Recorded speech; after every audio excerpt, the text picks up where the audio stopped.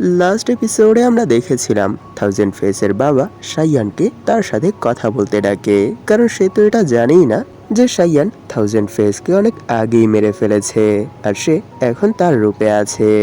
আর তিনি সেখানে হুয়াইউকে চংলিং সেক্টের সাথে পাঙ্গা নেওয়ার সময় নিজের ফেস ধারণ করে রাখার জন্য একটু বকাঝকা করে, কারণ তিনি তার অনেক পরোয়া করে। আর যখন তিনি এটা জানতে পারে যে শাইয়ান এক নতুন পদ্ধতির বডি ফোর্জিং টেকনিকের উপর মাস্টারি হাসিল করেছে, তখন তিনি সেই টেকনিক টেস্টের জন্য তাকে ওনার উপর অ্যাটাক করতে বলে।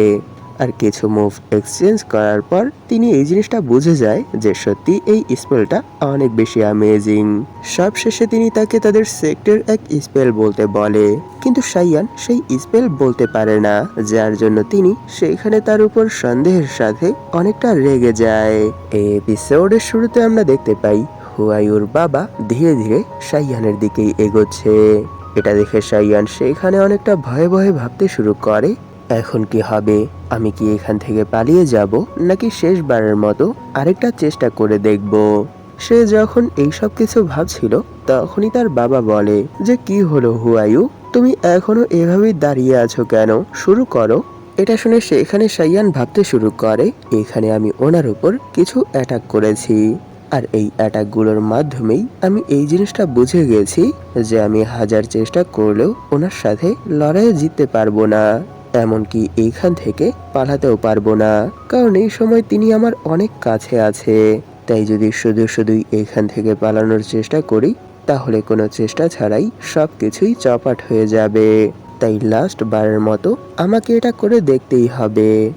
যদি এটা কাজ করে যায়, এইসব ভেবেই সে সেখানে নিজের পেটের মধ্যেই ইন্টারনাল এনার্জির সাহায্যে অ্যাটাক করে দেয়, আর এরই সাথে পেট চেপে ধরে ভাবতে শুরু করে, এখন এটাই আমার লাস্ট অপশন, কারণ এখন এরকমটা করা ছাড়া আমার হাতে আর কোনো সুযোগ নেই। আর এই অ্যাটাকের জন্য তার মুখ থেকেও রক্ত বের হয়ে যায়। এটা দেখে তার বাবা অনেক বেশি টেনশনে তার দিকে এগোতে এগোতে বলে, কি হয়েছে হুয়াইউ, তুমি কি ঠিক আছো? এটা বলেই তিনি তাকে নিচে পড়ার আগেই ধরে ফেলে। তখনই শাইয়ান সেখানে এক ইসমাইলের সাথে বলে, না বাবা, আমার তেমন কিছু হয়নি। লাস্ট টাইম যখন আমার চংলিং সেক্টর সেই পার্সনের বিরুদ্ধে লড়াই হয়েছিল, তখন তার অ্যাটাকগুলোর জন্য আমার ইন্টারনাল এনার্জি কিছুটা ডিস্টার্ব হয়ে গিয়েছিল। আর এখন যখন আমি আপনার বিরুদ্ধে লড়াই করেছি, তখন সেই ইনজুরিটা আবার অ্যাক্টিভ হয়ে গেছে, এর থেকে বেশি আর কিছুই না।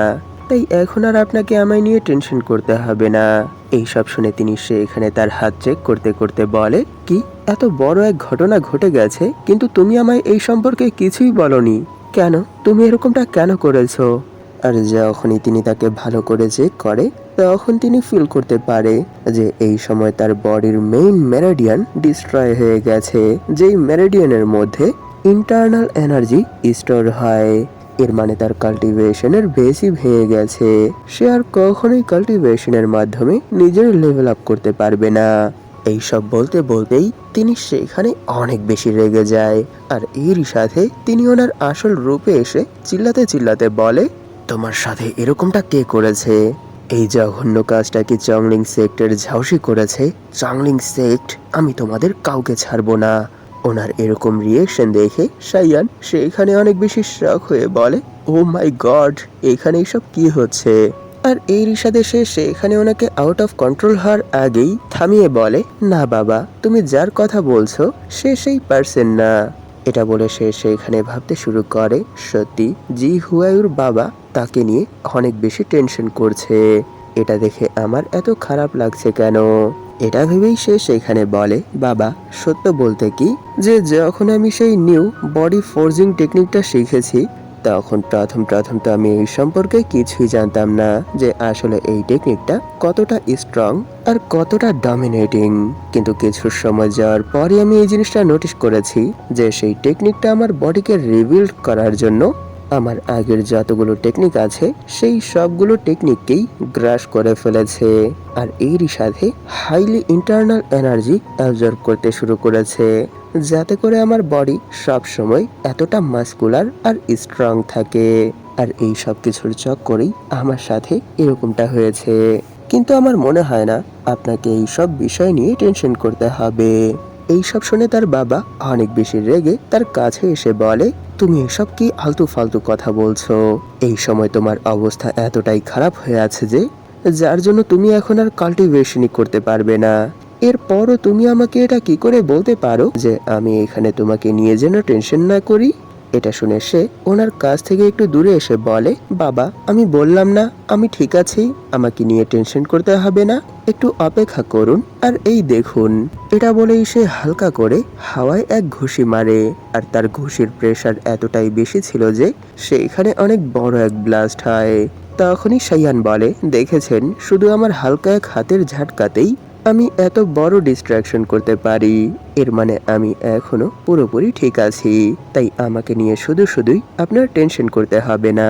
তার এই অ্যাকশন আর এইসব কথা শুনে তিনিও সেখানে এটা মেনে নেয় আর বলে, হ্যাঁ সত্যি তো এখনো তোমার ভেতর অনেক বেশি এনার্জি আছে।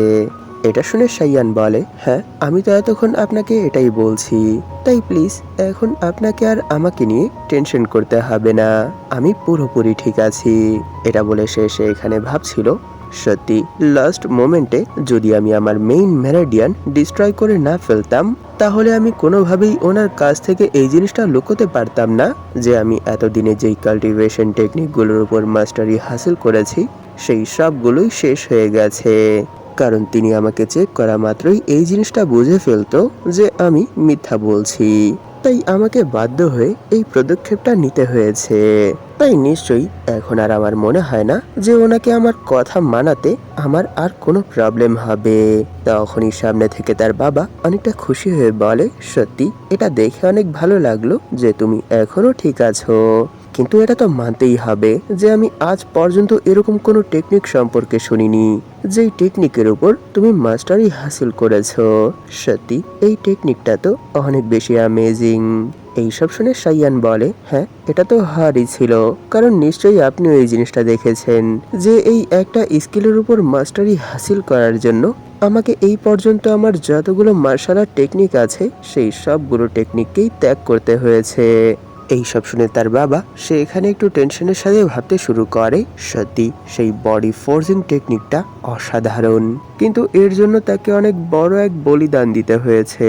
এটা ভেবেই তিনি বলে, সত্যি এই একটা টেকনিক শেখার চক্করেই তুমি আজ পর্যন্ত যতগুলো স্কিলের উপর মাস্টারি হাসিল করেছিলে সেই সবগুলো টেকনিকই হারিয়েছো, এমনকি সেই ফেসলেস টেকনিকটাও, যার সাহায্যে তুমি তোমার ফেক অ্যাপিয়ারেন্স অন্যের সামনে ডিসগাইজ করতে। সত্যি এর জন্যই আমার একটু খারাপ লাগছে, কারণ সেই স্কিলটাই তোমাকে এত বছর বড় বড় প্রবলেমের হাত থেকে বাঁচিয়ে এসেছে। এইসব শুনে শাইয়ান বলে, হ্যাঁ আপনি ঠিক বলেছেন, কিন্তু আমার মনে হয় না এই প্রবলেমটা বেশি সময় পর্যন্ত কন্টিনিউ হবে, কারণ এখনো তো এই টেকনিকের উপর আমি অত ভালোভাবে মাস্টারি হাসিল করতে পারিনি, আর এখনো এরকম অনেক কিছুই আছে যা আমি এই টেকনিক সম্পর্কে জানি না। তাই আমার পুরো বিশ্বাস আছে যে আরো কিছু বছর যদি এভাবেই এই টেকনিকের উপর প্র্যাকটিস করি তাহলে নিশ্চয়ই আমি এর লুপ ফলো বের করতে পারবো, আর সেই সময় হয়তো আমি আবার আমার আগের স্কিলগুলো ইউজ করা শিখে যাব। আর এরকমটা যখন হবে তখন নিশ্চয়ই আপনি বুঝতে পারছেন যে সেই সময় আমি কত বেশি স্ট্রং হয়ে যাব। এইসব শুনে তিনি সেখানে তার মাথায় হাত বুলিয়ে বলে, সত্যি লাস্ট টাইম তুমি আমাকে বলেছিলে যে আমার কাছ থেকে দূরে যাওয়ার পর তুমি কিছু একটা করে দেখাবে, কিন্তু আজ সত্যি এটা দেখে আমার অনেক ভালো লাগছে যে তুমি সেই সময় যতটা অ্যাচিভমেন্টের কথা আমায় বলেছিলে এখন তার থেকেও অনেক বেশি অ্যাচিভ করে ফেলেছো।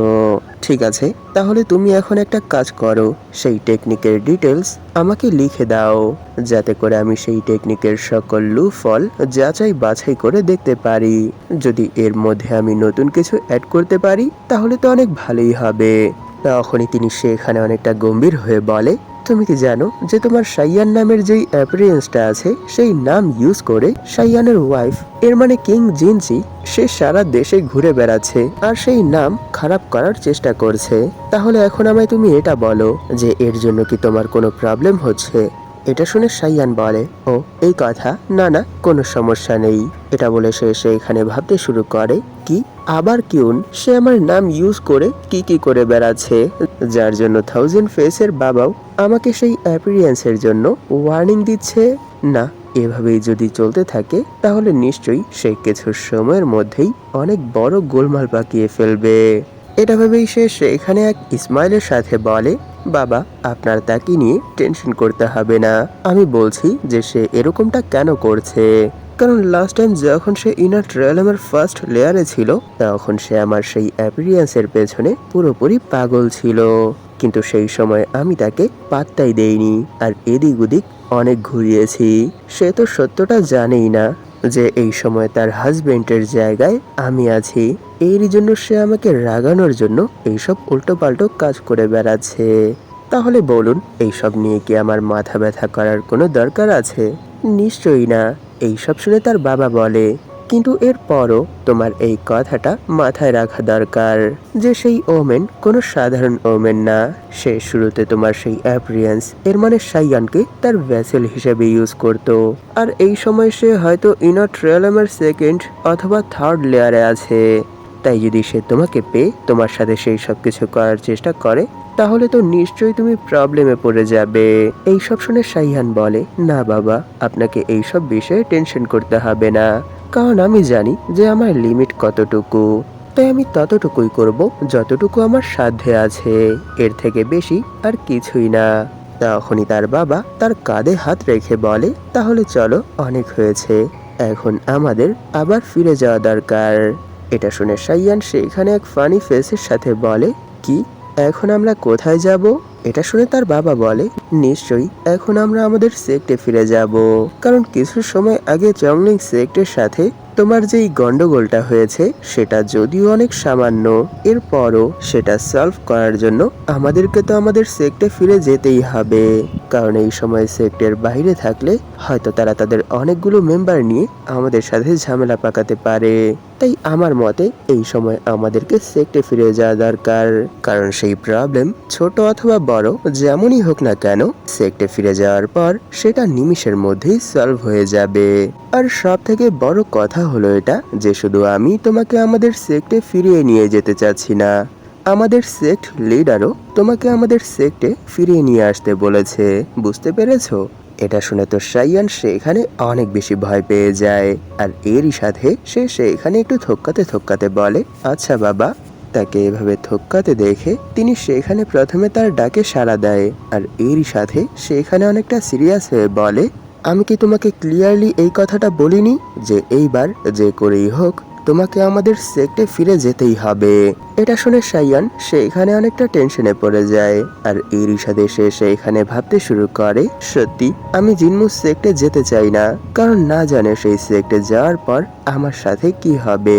হ্যাঁ, এটা সত্য যে প্রথম আমি সেই সেক্টে যেতে চেয়েছিলাম যাতে করে আমি সেইখান থেকে কিছু কাল্টিভেশন টেকনিক শিখতে পারি, কিন্তু সেটা আগের ভাবনা চিন্তা ছিল, এখন আর আমার মন মানসিকতা এমন নেই।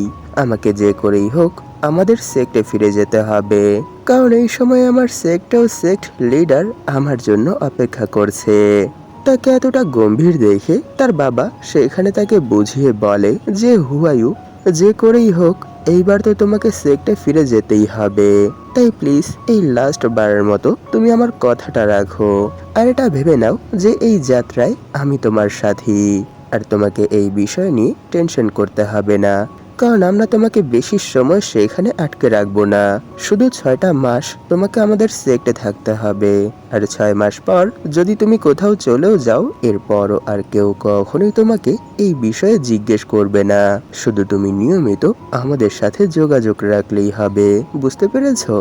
এই সব শুনে সে সেখানে এক গম্ভীর এক্সপ্রেশনের সাথে বলে, প্লিজ আমায় বলুন যে আমি এখন কি করে আমাদের সেক্টে ফিরে যেতে পারি, কারণ এই সময় তো আমি আমাদের সেক্টর মেইন মাদ্রা অফ হেক্সারিক সেন্সেস সম্পর্কেও সবকিছুই ভুলে গেছি, আর এরই সাথে আমি আমাদের সেক্টে ফিরে যাওয়ার যেই অধিকারটা আছে সেটাও হারিয়ে ফেলেছি। এটা বলেই সে সেখানে ভাবতে শুরু করে, না, আমি যদি সেখানে একবার যাই তাহলে নিশ্চয়ই ধরা পড়ে যাব, কারণ সেখানে না জানে তার কত পরিচিত পার্সন আছে, নিশ্চয়ই কেউ না কেউ তো আমার বিহেভিয়ারের পরিবর্তন ধরেই ফেলবে, আর নিশ্চয়ই যখনই এরকমটা হবে তখন আমার খেল সেখানেই খতম হয়ে যাবে। তাকে এভাবে সেই মন্ত্র নিয়ে ভাবতে দেখে তার বাবা সেখানে এক স্মাইলের সাথে বলে, ও এই কথা, এটা কোনো বড় ব্যাপার না, তুমি এই সব কিছুই আমার উপর ছেড়ে দাও, আমি কোনো না কোনোভাবে সেই সব কিছুই সামলে নেব। এইসব শোনার পরও সাইয়ান যখন সেখানে এর জন্য মানা করবে, তখনই আবার তিনি সেখানে একটু রেগে বলে, না, আমি তোমায় কতবার বলেছি যে তোমায় এইসব কিছু নিয়ে ভাবার কোনো দরকার নেই, সব কিছুই আমি সামলে নেব। তাহলে তুমি আমায় এটা বলো যে তুমি কোন জিনিসটা নিয়ে এত বেশি ভয় পাচ্ছ। এইসব শুনে সেও সেখানে হাল ছেড়ে ভাবতে শুরু করে যে না, ওনার কথা শুনে তো মনে হচ্ছে যে তিনি এইবার যে করেই হোক আমাকে ওনার সেক্টে নিয়ে যাবে। আর এমনিতেও যদি আমি অনেক লম্বা সময় অন্য কোনো রূপ ধারণ না করে থাউজেন্ড ফেসের রূপেই থাকি, তাহলে আমার মনে হয় কিছুটা সময় আমি নিজেকে সেফ রাখতে পারবো। কিন্তু এটাও দীর্ঘমেয়াদী হবে না, কারণ তিনি সাইয়ানের রূপেও আমাকে খুব সহজেই খুঁজে বের করে ফেলেছে। তাই যদি আমি কোনো না কোনোভাবে সেক্ট থেকে পালিয়েও যাই, এরপরও আমার মনে হয় না আমি বেশি সময় সেক্ট ছেড়ে বাহিরে পালিয়ে থাকতে পারবো। তাই এখন এইসব চিন্তা ছেড়ে, যেহেতু তিনিই আমাকে 6 মাসের কথা দিয়েছে, সেহেতু আমাকে যে করেই হোক 6 মাস জিনমু সেক্টে টিকে থাকতে হবে। আর এরকমটা করলে নিশ্চয়ই এরপর আমি যাই করি না কেন, এতে ওনার তেমন কোনো প্রবলেম হবে না। এইসব ভেবেই সে সেখানে এক স্মাইলের সাথে বলে, হ্যাঁ, আমারও এখন মনে হচ্ছে যে অনেক সময় হয়ে গেছে যে যখন আমি সেক্ট ছেড়ে বাইরে ভ্রমণের উদ্দেশ্যে বের হয়েছিলাম, তাই এখন একবার হলো সেক্টে যে ঘুরে আসা দরকার। এটা শুনে তার বাবাও সেখানে অনেক বেশি খুশি হয়ে বলে, হ্যাঁ, তুমি ঠিক বলেছ। তখনই সাইয়ান আবার সেখানে ভাবতে শুরু করে, ঠিক আছে, যেহেতু এখন আমাকে জিনমু সেক্টরে ফিরে যেতেই হবে, সেহেতু আমি সেখানে নিশ্চয়ই যাব। আর এরই সাথে সেইখান থেকে আমি থাউজেন্ড ফেসের সেই ফেসলেস টেকনিকটাকে মাস্টার করব। আর যদি সম্ভব হয় তাহলে জিনমু সেক্টরের সেই legendary technique Madra of 6 senses manipulating, এই টেকনিকটার উপর মাস্টারি হাসিল করব। তখনই তার বাবা সেখান থেকে উড়ে যেতে শুরু করে আর বলে, তাহলে চলো হুয়ায়ু, বাড়ি ফিরে যাওয়া যাক। আর সাইয়ানো ওনার পেছনে পেছনে তার ফ্লাইং টেকনিকের সাথে শ্যাঙ্গুয়ানদের ওয়ার্ল্ডের সেই ফুট স্টেপ টেকনিকটাও ইউজ করে ওনাকে ফলো করতে শুরু করে। তখনই সিন এর 7 দিন পর এক ক্যারেজের উপর শিফট হয়, আর এই সময় সেই ক্যারেজের মধ্যে হুয়ায়ু আর তার বাবা আছে। তখনই তার বাবা বলে, সত্যি হুয়ায়ু, তুমি যেই স্কিলের উপর মাস্টারি হাসিল করেছো, এত লম্বা সময় সেই স্কিলের উপর রিসার্চ করার পরও আমি এর ভেতর কোনো ধরনেরই কোনো লুফল খুঁজে পাচ্ছি না। এর মানে এটা তো মানতেই হবে যে এই স্কিলটা কোনো সাধারণ স্কিল না। আর যেই পার্সন এই স্কিলটাকে তৈরি করেছে সে অনেক বারিকের সাথে এই স্কিলটাকে ক্রিয়েট করেছে। এইসব শুনে সাইয়ান সামনে বসে সে এখানে শুধু ইসমাইলের সাথে ভাবতে শুরু করে যে যখন থেকেই আমরা একসাথে জার্নি শুরু করেছি, তখনই আমি দ্য ইমমর্টাল ফিস্ট সম্পর্কে যা কিছু জানতাম সেই সব কিছুই ডিটেলসে লিখে ওনাকে ধরিয়ে দিয়েছি, যাতে করে তিনি সেই স্কিলের মধ্য থেকে কোনো এক লুফল বের করতে পারে। কিন্তু এখনো তিনি এরকম কিছুই করতে পারেনি। সত্য বলতে কি, আমি এই কাজটা শুধু এই জন্যই করেছি যাতে তিনি এক জায়গায় ব্যস্ত থাকে, কারণ এই সময় আমি আর কারোর সাথে না, জি হুয়ায়ুর বাবার সাথে আছি। এর মানে এটা তো নিশ্চিত যে তিনি জি হুয়ায়ু সম্পর্কে সবকিছুই জানে, যার কোনো কিছুই আমার জানা নেই। তাই যদি আমি এখানে উল্টোপাল্টো কিছু বলে ফেলি তাহলে নিশ্চয়ই আমি ধরা পড়ে যাব। তাই ওনাকে ব্যস্ত রাখার জন্য আমি ওনাকে সেই স্কিলটা পুরোপুরি কপি করে দিয়ে দিয়েছি, যার জন্য এই জার্নিতে আমি নিজেকে অনেকটা সেফ ফিল করছি। তখনই তার বাবা সেই পুরো স্কিল সম্পর্কে ভালোভাবে অ্যানালাইজ করার পর বলে, সত্যি হুয়ায়ু, আমি প্রথমে ভেবেছিলাম যে এই স্কিলটা শুধু বডিকে রিকনস্ট্রাক্ট করে, কিন্তু না, ভালো করে অ্যানালাইজ করার পর আমি এই জিনিসটা জানতে পেরেছি যে এই স্কিলটা বডির সাথে সোলকেও পুরোপুরি পিউরিফাই করে, আর এরই সাথে বডির সাথেই সোলকেও অনেক বেশি স্ট্রং করে তোলে, যার জন্য এই স্কিলটা এত বেশি অসাধারণ। সত্য বলতে কি, আমি আজ পর্যন্ত অনেকগুলো বডি রিফাইনমেন্টের স্কিল দেখেছি, কিন্তু এরকম কোনো স্কিল দেখিনি। সত্যি এই স্কিলটা অসাধারণ।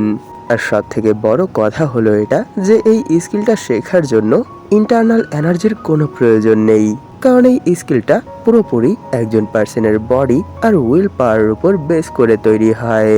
এর মানে একজন পার্সনের উইল পাওয়ার যত বেশি স্ট্রং হবে, সেই পার্সন এই স্কিলের সাহায্যে তার বডিকেও ততটাই স্ট্রং করে তুলতে পারবে।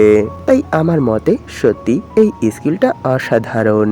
এইসব শুনে সাইয়ান বলে, হ্যাঁ আমি তো এটা আগেই বলেছি যে এই স্কিলটা সত্যি অনেক বেশি অ্যামেজিং।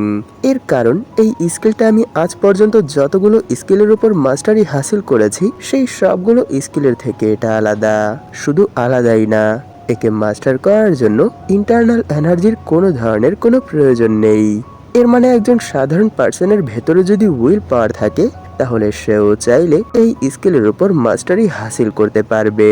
এইসব বলে সে এখানে ভাবতে শুরু করে, হ্যাঁ আমি তো এটা আগে থেকেই জানতাম যে আপনি দ্য ইমমর্টাল ফিস্ট এই টেকনিকের মধ্যে কোনো ধরনেরই কোনো ভুল ত্রুটি খুঁজে পাবেন না। কারণ সেই ওয়ার্ল্ড থেকে এই স্কিলের উপর মাস্টারি হাসিলের পর সিস্টেমের সাহায্যে আমি এই স্কিলটাকে আরো ভালোভাবে আপগ্রেড করেছি, আর এরপরই আমি এর অনুলিপি আপনাকে দিয়েছি। এর মানে এখন এই স্কিলের মধ্য থেকে ভুল বের করাটা আপনার মতো এক মাস্টারের পক্ষেও প্রায় ইম্পসিবল হবে। তখনই তার বাবা বলে, যখন থেকেই আমি এই স্কিলটাকে অ্যানালাইজ করছিলাম তখন থেকেই আমি ভেতরে ভেতরে এই স্কিলের প্র্যাকটিসও শুরু করে দিয়েছিলাম, আর এর মাধ্যমে আমি এই জিনিসটা জানতে পেরেছি যে এই স্কিলের উপর মাস্টারি হাসিল করাটা অনেক বেশি কঠিন। কারণ যদি 100 জন পার্সন এই স্কিলের উপর মাস্টারি হাসিল করার জন্য এই স্কিলের প্র্যাকটিস শুরু করে দেয়, তাহলে সেই 100 জনের মধ্যে 99 জন ফেল হয়ে যাবে। আর এখানে ফেল মানে মৃত্যু। এর মানে শুধু একজনই সফলপূর্বক এই স্কিলটার উপর মাস্টারি হাসিল করতে পারবে। এর মানে কি তুমি বুঝতে পারছো যে এটা কত বেশি ডেঞ্জারাস? তাহলে বলো হুয়ায়ু, এটা এত রিস্কি এক স্কিল হওয়ার সত্ত্বেও তুমি এই স্কিলের উপর কি করে মাস্টারি হাসিল করেছো? এটা শুনে সে এখানে বানিয়ে বানিয়ে বলতে শুরু করে যে আমি বলেছিলাম না যে আমি এক ভিন্ন ডাইমেনশনে চলে গিয়েছিলাম। সেখানে যাওয়ার পর আমি একটা জেড পেন্ডেন্ট পেয়েছিলাম, আর সেই জেড পেন্ডেন্ট যখনই আমি স্পর্শ করেছি তখনই সেটা আমার হাতেই পুরোপুরি ডিস্ট্রয় হয়ে ধুলায় পরিণত হয়ে গেছে। আর এরই সাথে আমার ভেতর এক ওয়ার্ম এনার্জি প্রবেশ করেছে, আর সেই এনার্জির উপর যখন আমি ফোকাস করেছি তখনই আমি এই স্কিল সম্পর্কে জানতে পেরেছি, আর এটাও জানতে পেরেছি যে এই স্কিলটাকে কি করে মাস্টার করতে হয়। এরই জন্য এটা এত ডেঞ্জারাস এক স্কিল হওয়ার সত্ত্বেও আমি কোনো কিছুর পরোয়া না করেই এই স্কিলটাকে মাস্টার করতে পেরেছি। এইসব বলে সে এখানে ভাবতে শুরু করে, এমনিতেও সেই ওয়ার্ল্ডের যতগুলো স্পেশাল টেকনিক আছে সেই সবগুলো স্পেশাল টেকনিকের উপর মাস্টারি হাসিল করার জন্য কিছু সিক্রেট পিলের প্রয়োজন হয়, আর সেই পিলগুলো ক্রিয়েট করার কোনো কৌশলই আমার জানা নেই। এর মানে এই ওয়ার্ল্ডে সেই পিল হাসিল করাটা ইম্পসিবল। তাই তিনি যতই চেষ্টা করুক না কেন, আমার মনে হয় না তিনি সেই পিল ছাড়া কখনোই এই স্কিলটাকে অ্যাক্টিভ করতে পারবে। তাই আমার মনে হয় না তিনি যতই এই স্কিল সম্পর্কে জেনে যাক না কেন কখনোই এই স্কিলটার উপর মাস্টারি হাসিল করতে পারবে। তখনই সামনে থেকে তার বাবা বলে, ও এই কথা, তাই তো বলি যে এরকম স্কিল সম্পর্কে কেন আমি আগে কখনোই শুনিনি। এর একটাই মাত্র কারণ, সেটা হলো এই স্কিলের অনুলিপি একটা জেড পেন্ডেন্টের ভেতর সুরক্ষিত ছিল। এর মানে এটা কোনো সাধারণ টেকনিক না, এটা অনেক প্রাচীন একটা টেকনিক। তখনই তিনি সেই স্কিলের বইটা দিয়ে বলে, সত্যি তোমার গুপ্তধন খুঁজে বের করার যেই ভাগ্যটা আছে সেটা বরাবর শুরু থেকেই অনেক ভালো। এরই জন্য তো তুমি লাস্ট টাইম যখন আমাদের সেক্ট থেকে বের হয়ে এদিক ওদিক ঘোরাঘুরি করছিলে তখন তুমি সেই ফেসলেস মান্ত্রা নামের সেই স্কিলটা পেয়েছিলে। আর এইবার যখন তুমি সেক্ট থেকে বাহিরে এত লম্বা সময়ের জন্য ট্রাভেল করছিলে তখন তুমি এই ঐশ্বরিক টেকনিকটা পেয়েছো, যেটা সত্যি অসাধারণ। শুধু এটাই না, এই স্কিল তোমার কাছ থেকে আর কেউ কপি করতে পারবে না, কারণ এটা এমন কোনো স্কিল না যেই স্কিল জোরপূর্বক তোমার কাছ থেকে কেউ ছিনিয়ে নিতে পারবে।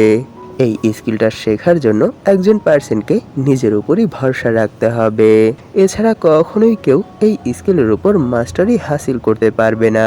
আর উপর থেকে এই স্কিলটার উপর মাস্টারি হাসিল করাটাও অনেক বেশি কঠিন। এইসব শুনে সাইয়ানো সেই বইটা নিয়ে নেয় আর বলে, হ্যাঁ বাবা, আপনি ঠিক বলেছেন, আর এই কথাটা আমি আগে থেকেই জানি। এটা বলে সে এখানে ভাবতে শুরু করে। ওনার কথা শুনে তো আমি এটাই বুঝতে পেরেছি যে ফেসলেস মন্ত্র নামের সেই স্কিলটা থাউজেন্ড ফেস কোথা না কোথা থেকে খুঁজে পেয়েছিল। এর মানে সেই টেকনিকটা জিনমু সেক্টরের কোনো প্রপার্টি না। তাই আমার মনে হয় না আমি জিনমু সেক্টরের লাইব্রেরি থেকে সেই স্কিলটাকে হাসিল করতে পারবো। এর মানে নিশ্চয়ই সেই স্কিলটা এক হয়তো জি হুয়াইয়ের ঘরে আছে, অথবা সে যেই প্লেসে যায় সেই সব প্লেসের মধ্যেই কোনো এক জায়গায় লুকায়িত আছে, অথবা তার বাবার রুমে আছে। তাই সেক্টে ফেরার পর যে করেই হোক আমাকে সেই স্কিলের বইটা খুঁজে বের করতেই হবে। সে যখন এইসব কিছু ভাবছিল তখনই তার বাবা বাহিরে দেখে বলে যে হুয়াইউ দেখো আমরা চলে এসেছি। তখনই সিন এক মাউন্টেনের উপর শিফট হয় যার নাম কিংসাং মাউন্টেন। আর এই মাউন্টেনের মধ্যেই অবস্থিত জিনমু সেক্ট। সত্যি বাহির থেকেই এই সেক্ট দেখতে অনেক বেশি ডেঞ্জারাস মনে হচ্ছে। আপনাদের কি মনে হয়? কারণ এখানে এই সেক্ট দেখানোর সাথেই এপিসোড এখানেই শেষ হয়ে যায়। ভিডিওটা শেষ করার আগে আপনাদের কাছে আমার একটা রিকোয়েস্ট আছে। আপনাদের মধ্যে যারা এখন পর্যন্ত এই চ্যানেলটাকে সাবস্ক্রাইব করেননি তারা প্লিজ সাবস্ক্রাইব করে দিন। আর এরই সাথে এই ভিডিওটাতে একটা লাইক করে দিন, যাতে করে ইউটিউব এই ভিডিওটাকে নতুন নতুন মানুষের কাছে পৌঁছে দিতে পারে। ধন্যবাদ আপনাদের এই পর্যন্ত দেখার জন্য। তাহলে দেখা হবে এর পরের এপিসোডে।